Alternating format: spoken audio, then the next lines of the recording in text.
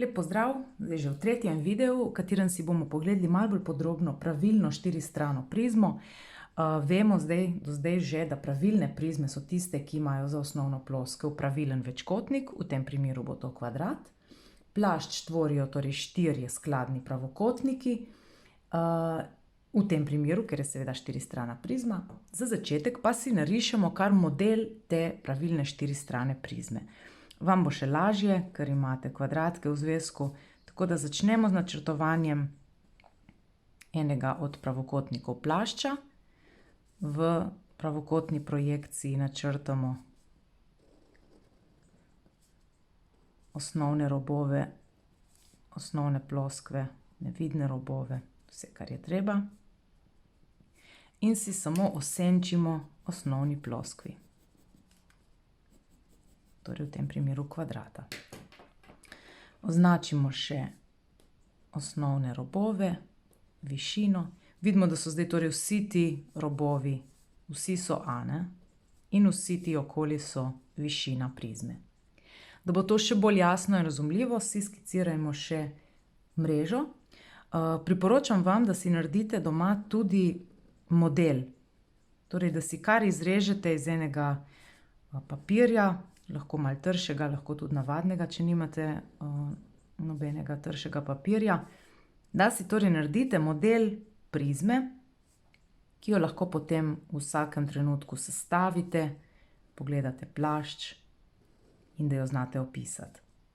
Torej štiristrana je najlažja za razumevanje, najlažja za načrtovanje in računanje. Osnovna ploskev je kvadrat, zato je to res enostavno. Torej, če si tudi v skici mreže, samo osenčimo osnovni ploskvi. Še enkrat, tukaj so ti osnovni robovi. In vidimo, da ta rob je enako dolg kot ta, oziroma ta kot ta, ta potem kot ta, ta kot ta in se vse mora lepo poklopiti, ko bi to zložili. Te dolžine tukaj so pa višine prizme. Tako, zdaj si poglejmo za osnovno ploskev, ker je to kvadrat, je kar A na kvadrat, medtem ko plašč je pa iz 1, 2, 3, 4 pravokotnikov, kjer vsak meri A krat višina. Torej A krat višina.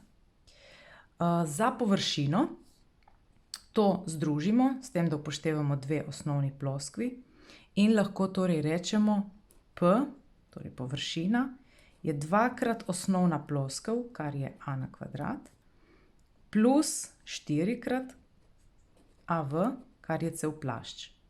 Torej tukaj, če zapišem še enkrat 2krat O plus plašč, to ste spoznali v drugem videu. In za volumen splošno, se spomnite, je pa osnovna ploskev krat višina. To so splošne za katerokoli prizmo, za našo pa, če pogledamo zdaj volumen, pa je torej A na kvadrat krat višina.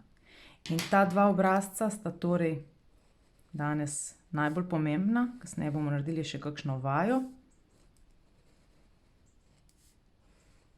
kjer prvi predstavlja torej površino pravilne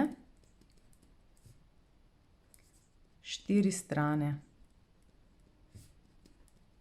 prizme, medtem ko je to pa prostornina oziroma volumen.